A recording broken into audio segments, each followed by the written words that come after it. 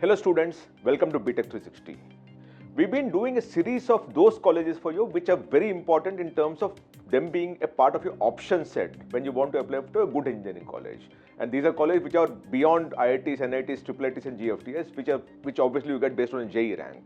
But it's also very important for you to understand what are the other good colleges around the country which you may not be aware of, and how do you get into those colleges, and possibly you are aware of but you might not be knowing how to get into those colleges. So what we've done is we created a series called Hidden Gems, which are these colleges which have been there for a long time, delivering fantastic outcomes, student outcomes, which is placements, and have been there for a long time serving the student community. In that process, we're going to cover one more college today. We've already covered about 9-10 of those colleges. Now go back to the series that we called, which is Hidden Gems, and you will know the kind of college that we covered, and why we covered them also is very clearly there in the video itself. And in that process, we're going to cover one more college which is based out of Karnataka. Actually, it's based in Bangalore.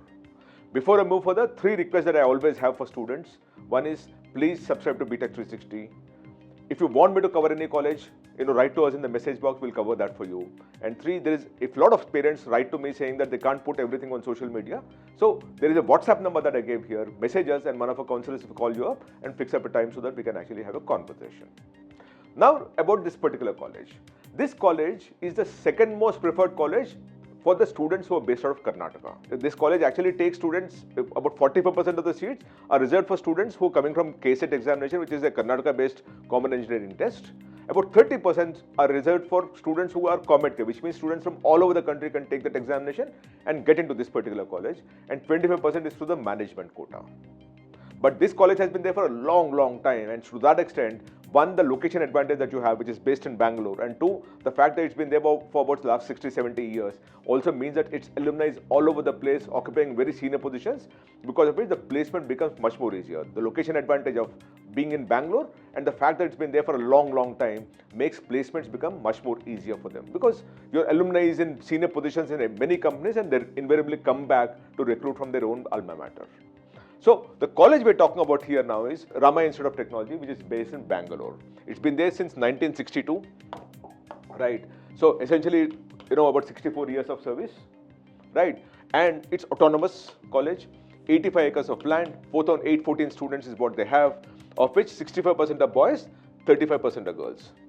The important thing for you is this one, 38% of the students in this college are from outside the state of Karnataka. 38% students. Now, which is where you actually have an opportunity, because the fact is that so many students from outside the state are preferring to join Ramaiah Institute of Technology.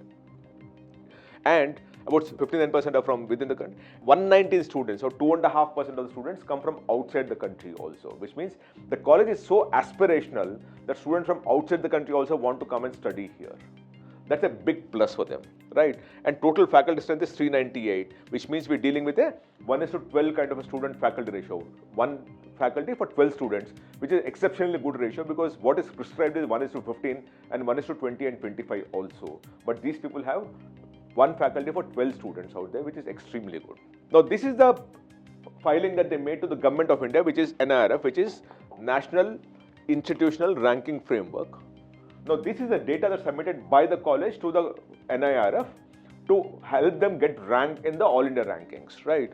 And this is run by Ministry of Education, Government of India. So, to that extent, this data is submitted on an affidavit and very little chances of it being wrong. Here, when you look at this data, the placement, they placed 787 students. About 195 students moved up for higher studies, but they placed 787 students, and that's 7.5 lakh rupees median salary. Now, the thing is, this college also has a lot of other programs. Some of the programs are not much in demand, but they do it because they think that it is needed for the society and the country. The college is very well placed in terms of the way that it conduct itself, in terms of the kind of programs that are started. Not everything is based on the market demand that they have, which is what many colleges do, where they only start the CS and AI programs because there is market demand for that. But you will see a lot of core engineering programs within this college, because of which the median salary might come down. But the college is so reputed that they still manage to place a lot of their students. Right. So, of the 1,075, about 195 moved out for higher studies, which means what is left for placement is about 880 students, of which they placed 787 students, which means 90% of the students are placed. at a median salary of 7.5 lakh rupees. Earlier it was 8 lakh rupees, then 7.5 lakh. There's a bit of fluctuation that you see very closely here. But essentially, if you look at it closely, about 90% of its students get placed. And that too at a scale which is about 787 students, 800 students get placed. Previously it was 841, 897 and so on and so forth, right?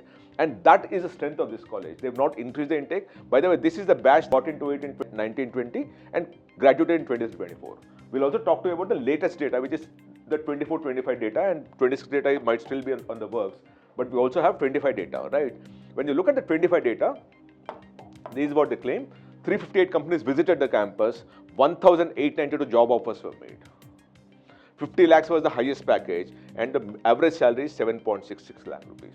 It's not the median salary, it's the average salary, remember that, right? So, but when you actually have 1,892 offers, the unique students would be about 1,000 students would have got placed, right? That is the strength of the thing. When you go further in terms of how do you get into this particular way, which is MSRIT, MS Ramaiah Institute of Technology, of course you need to be 10 plus 2. Physics, mathematics are mandatory subjects for you to get into the BTech program. And optional are chemistry, biotechnology, biology, computer science and electronics. Minimum marks to get into it is 45% aggregate. Minimum marks for the other categories 40% aggregate.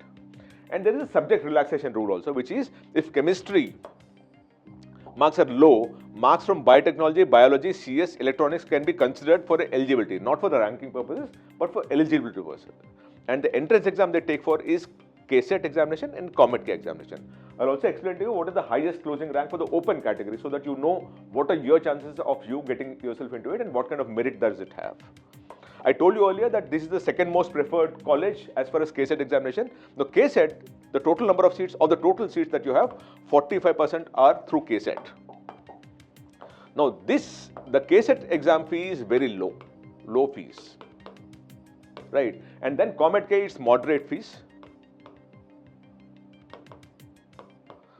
Now, both these are regulated by the government of Karnataka, right? And then you have management quota also, which is 25% of seats.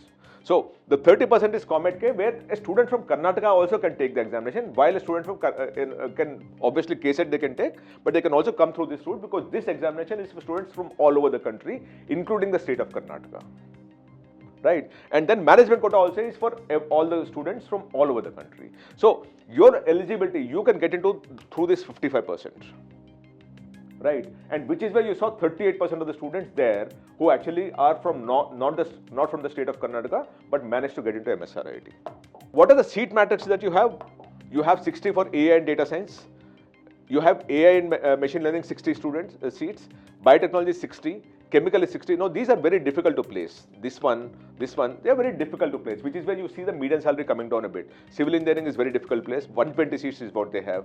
Computer science engineering is 120 seats. CSE AI and ML specialization is 60 seats. CSE cyber security specialization is 60 seats. Electrical and electronics is 60 seats. And electronics and communication engineering is 120 seats. So that's the kind of seat matrix that you have here, of which some of these branches are very difficult to place, which is where the median salary keeps coming down, which is a problem always. Now, what are again the other seats that are there? Electronics and instrumentation engineering, again instrumentation is very difficult. Electronics and telecommunication is 60 seats. Industrial engineering is very, very difficult, 60 seats. Information science and engineering is 120 seats. Mechanical 120, medical electronics 60. In all, 1,260 seats is what they have, right? Now, how do you get into that? I told you first is KCET, then COMEDK, then management quota. Let's talk of KCET now. If you're a student from Karnataka, only then this is relevant for you. In KCET, last year, 3.3 lakh students actually registered for the examination and 3.11 lakh students appeared for the examination. So remember this, 3.12 lakh close together if you round it off, right? So remember this 3.12 lakh and we'll start talking from that perspective, right? Of the 3.12 lakh, for the highest closing rank in the open category, for you to get into these branches in MSRIT is the following. For BE Computer Science Engineering, 2076. Now, when you talk of 2076, remember 3.12 lakh students actually appeared for the examination. We're dealing with 99.4 percentile. That's when you can get, and that's, remember, this is the highest closing rank, not the opening rank. Opening rank would have been 300, 400 and all. But highest closing rank is 2076. For BE Computer Science, AI and ML, it's 2791, which again is 99.1 percentile, right? Because 3.12 lakh students actually appeared for the examination. B information is 3196, which is about 98.9 percentile. B AI and ML is 3429, which is 98.9 percentile. Right? For B electronics and communication engineering is 4080, which is 98.7 percentile possibly. So that's the kind of quality of students that this college has. I'm talking of open category, highest closing cutoff, not the opening rank, mind you. It is the highest closing cutoff last year. Now moving further, COMEDK. Right, one is the thing. So you now know that you need to be 98 percentile and above in KCET if you're a Karnataka student to get into MSRIT. Now let's talk of COMEDK, where students from all over the country can appear for the examination and get into MSRIT through this. The fees is slightly different here as compared to what you have for the KCET examination, where the government of Karnataka controls the fees or regulates the fee and fixes the fees, and that's normally very, very low. Then you have COMEDK, where there is a fee slightly scaled up, but students from all over the country can appear for the examination, and it is still merit based on the examination score that you have. Now for COMEDK, 1,13,000 students registered for the examination last year, and 1,13,000 students appeared for the examination. The total colleges that are accepting score is 150 plus in Karnataka only, and 26,827. This is a unique examination which is done only in Karnataka, because a lot of students want to go and study in Karnataka. So what did the government of Karnataka do? They actually created an examination which is COMEDK, where students from all over the country can appear for the examination, and based on the merit list is what you can actually get into that. So the colleges in Karnataka have merit-based admission cycle, whether you are from within Karnataka or outside Karnataka, but for the management quota. Now, so you actually have 26,827 seats for 1,13,000 aspirants. Now here, for BE Computer Science, 1,667 was the highest closing rank through COMEDK for MSRIT. Now when you look at 1,13,000 students who appeared for the examination, we're dealing with 98.6 percentile. Right? For BE Computer Science and Engineering, AI and ML, it's 2,098, which is 98.5 percentile. Right? And so on and so forth. So when you look at it, B Computer Science Engineering is 2852, which is 97.8 percentile in my opinion. B Information Science is 3030, which is about 97 percentile plus, 97.2 possibly. And B AI and ML is 3244, which is 97 percentile again. So what we're having is, if the quality of student is that even in COMEDK you need to be 97 percentile and above to get into a branch of your choice in MSRIT through COMEDK examination, where 1,13,000 students took the examination. What is the fee? I told you earlier that the fee is regulated for KCET versus COMEDK and all. The KCET quota fee is 1,34,000 per year is the fees. But if it's COMEDK student, then it's 3.33 lakh. It's almost 2.5 to 3 times of what the fees that is charged by Karnataka. So a student of Karnataka, if he gets merit, can get into this quota. But if you want lesser competition, you come down to COMEDK, even if you're a student of Karnataka or outside, and appear for the examination and come through this quota, where the fee is 3.33 lakhs per annum, which is about 12.5 lakh rupees for the 4 years, right? Because it's 8 times and so on and so forth. And in this particular case, it is much, much lesser.